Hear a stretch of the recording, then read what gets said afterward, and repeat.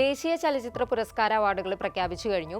അപ്പം അതിനകത്ത് ഇപ്പോൾ ഏറ്റവും ഹോട്ട് ടോപ്പിക്കായിട്ട് ചർച്ചയിലുള്ളത് 2 അവാർഡുകളാണ്. ആ 2 അവാർഡും ലഭിച്ചിരിക്കുന്നത് ഒരു സിനിമയ്ക്കാണ്, ദ കേരള സ്റ്റോറിക്ക്.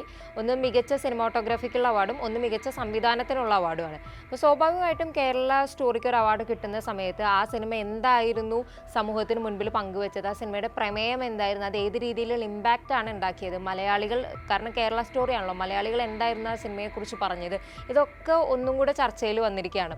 അപ്പം കേരള സ്റ്റോറിക്ക് അവാർഡ് കിട്ടുന്ന ഈ സമയത്ത് മറ്റൊരു പ്രത്യേകത കൂടിയുള്ളത്, പ്രത്യേകതയല്ല, ഒരു വിഷമകരമായിട്ടുള്ള സാഹചര്യമുള്ളത്, 2 മലയാളികളായ കന്യാസ്ത്രീകൾ ഛത്തീസ്ഗഡിൽ മനുഷ്യക്കടത്തും നിർബന്ധിത മതപരിവർത്തനവും ആരോപിക്കപ്പെട്ട് ജയിലിൽ അടയ്ക്കപ്പെട്ടിരിക്കുകയാണ്. ആ ഒരു സമയത്തുകൂടിയാണ് വസ്തുതാവിരുദ്ധമായ മതപരിവർത്തനത്തെക്കുറിച്ചിട്ട് വസ്തുതാവിരുദ്ധമായിട്ടുള്ള ഒരുപാട് കാര്യങ്ങൾ അവതരിപ്പിച്ച ലവ് ജിഹാദ് പ്രൊപ്പഗാൻഡയെ ഒന്നുകൂടി പ്രകീർത്തിച്ചെത്തിയ ഒരു സിനിമയ്ക്ക് അവാർഡ് ലഭിക്കുന്നത്, അതും ദേശീയ പുരസ്കാരം ലഭിക്കുന്നത്.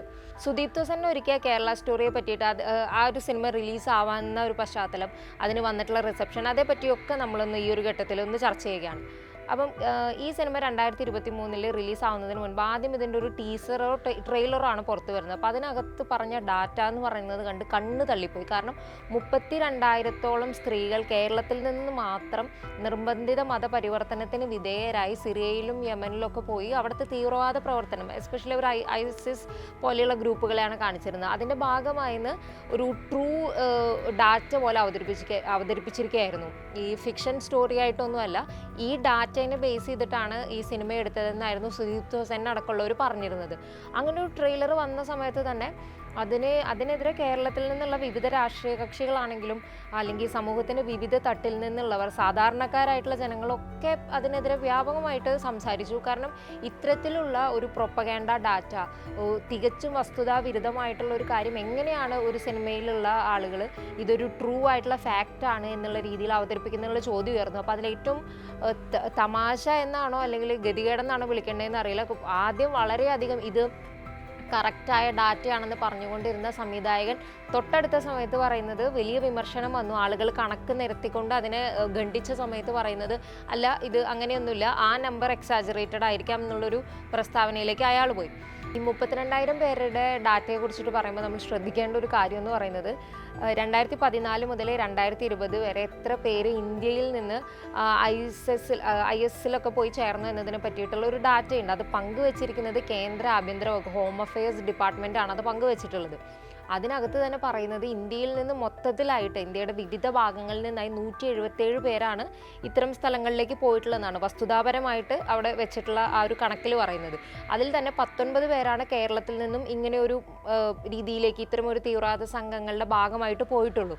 ആ സ്ഥലത്താണ് ഈ തീവ്രവാദ പ്രവർത്തനങ്ങളിലേക്ക് പോകുന്നത് ശരിയാണെന്ന് ഒരു തരത്തിലും പറയുന്നില്ല. പക്ഷേ കേരളത്തിൽ, ഇന്ത്യയിലെ മറ്റ് സംസ്ഥാനങ്ങളിൽ നിന്നൊക്കെ പല റാഡിക്കലൈസ് ചെയ്യപ്പെട്ട് പോയിട്ടുള്ള, തെറ്റിദ്ധരിക്കപ്പെട്ട് ഈ പ്രവർത്തനങ്ങൾക്ക് പോയിട്ടുള്ള ആളുകളുണ്ട്. അപ്പോൾ ആ സമയത്താണ് കേരള സ്റ്റോറി എന്ന പേരിൽ 32,000 എന്ന ഊതിപ്പെരിപ്പിക്കുക എന്നൊക്കെ പറഞ്ഞ ചെറിയ വാക്കായിരിക്കും, അത്രയും വലിയൊരു കണക്കുമായിട്ട് ഒരു cinema based on true events എന്നുള്ള രീതിയിൽ വരുന്നത്. അത് ഒരു ഫാക്ടർ. അപ്പോൾ അതിനകത്ത് തന്നെ അന്ന് വന്ന ഈ കേരള സ്റ്റോറി തിയേറ്ററുകളിൽ എത്തിയ സമയത്ത് അതിനെ എതിർത്തവർ എന്ന് പറയുന്നത് ഈ രാജ്യത്തുള്ള മതനിരപേക്ഷ സമൂഹവും അല്ലെങ്കിൽ വസ്തുതകളെ വിശ്വസിക്കുന്ന, അതിനെ പിന്തുടരുന്ന ഒരു സമൂഹമൊക്കെ ആയിരുന്നു. പക്ഷേ മറ്റിടങ്ങളിൽ കേരള സ്റ്റോറിക്ക്, കേരളത്തിന് പുറത്ത്, ഒരു പക്ഷേ സൗത്ത് ഇന്ത്യക്ക് പുറത്ത്, എസ്പെഷ്യലി BJPക്ക് ഒരു സ്വാധീനമുള്ള മണ്ഡലങ്ങളിൽ, സംസ്ഥാനങ്ങളിലൊക്കെ കേരള സ്റ്റോറിക്ക് വലിയ സ്വീകരണമായിരുന്നു ലഭിച്ചത്. പക്ഷേ ആ കേരള സ്റ്റോറിക്ക് കേരളത്തിൽ ഒരിക്കലും വിജയിക്കാൻ കഴിഞ്ഞില്ല. അതാണ് ആ സിനിമയ്ക്ക് പിന്നീട് സംഭവിച്ചൊരു കാര്യം. ഇതിൽ തന്നെ മറ്റൊരു കാര്യം ശ്രദ്ധിക്കേണ്ടത്, ഇവിടെ കേരളത്തിൽ നമ്മൾ ആ സമയത്ത് വന്നിട്ടുള്ള സോഷ്യൽ മീഡിയ പേജുകളും മറ്റും നോക്കുകയാണെങ്കിൽ ആ സിനിമ വല്ലാതെ ട്രോള് ചെയ്യപ്പെട്ടിരുന്നു. ആ ട്രോള് ചെയ്യപ്പെട്ടിരുന്ന ഒരു കാര്യം ഒന്നീ പ്രമേയത്തിലുണ്ടായിരുന്ന ഊതിപ്പെരുപ്പിച്ച കണക്കായിരുന്നു. അതിനെതിരെ കറക്റ്റായിട്ടുള്ള വിമർശനങ്ങളും കൂടി വന്നിട്ടുണ്ടായിരുന്നു. പക്ഷെ ട്രോൾ ചെയ്യപ്പെട്ടത് ആ സിനിമയുടെ ഒരു മേക്കിങ്ങിലെ വളരെ പുവർ ക്വാളിറ്റി കൊണ്ടായിരുന്നു. അപ്പം അതിനകത്ത് ഉള്ളൊരു നായിക കഥാപാത്രം, ഒരു കേരളത്തിൽ നിന്നുള്ള ആ നായിക കഥാപാത്രത്തിൻ്റെ അവർ സംസാരിക്കുന്ന മലയാളവും അവരിവിടെ മുല്ലപ്പൂ ചൂടിയിരിക്കുന്നതും എന്ത് ചെയ്താലും എന്താ പറയുക, സ്റ്റീരിയോ ടൈപ്പിങ്ങിൻ്റെ തന്നെ വിശ്വസിക്കാനാകാത്ത രൂപം പോലെയായിരുന്നു കേരള സ്റ്റോറിയിലുള്ള പല ക്യാരക്ടേഴ്സിനെയും പ്ലേസ് ചെയ്തിരുന്നത്. മലയാളം പറയാൻ അറിയാത്ത മലയാളികൾ ഉള്ള ഒരു സിനിമയായിട്ടും കൂടിയായിരുന്നു. പിന്നെ മറ്റൊരു കാര്യം ശ്രദ്ധിക്കാനുള്ളത്, ഈ ജൂറി പറഞ്ഞ വാക്കുകളാണ്. ഈ മികച്ച സംവിധായകനുള്ള അവാർഡ് സുദീപ് തോസന്നിന് കൊടുക്കുന്നത് ഐക്യകണ്ഠേനയാണ് എന്നുള്ള വാർത്തകളാണ് ഇപ്പോൾ പുറത്തു വരുന്നത്.